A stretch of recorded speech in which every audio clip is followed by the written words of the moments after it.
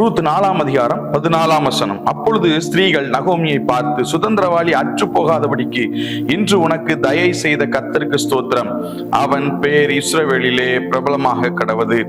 இதோ முடிந்த உன் வாழ்க்கைக்கு புதிய சுதந்திரம்.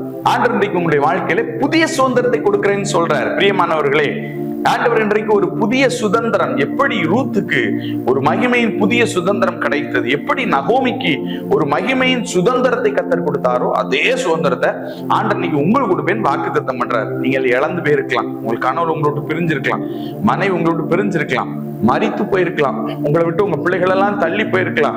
அவ்வளவுதானா, நான் எவ்வளவு எதிர்பார்த்தனே, எல்லாம் கையை விட்டு போயிட்டு சுதந்திரம் அற்று போய் இருக்கிறேனே அப்படின்னு அழுதுட்டு இருக்கலாம். ஏசப்பா உங்களை பார்த்து சொல்றாரு, கவலைப்படாத, உன்னை நான் சுதந்திரவாளியாய் நான் மாற்றுவேன்.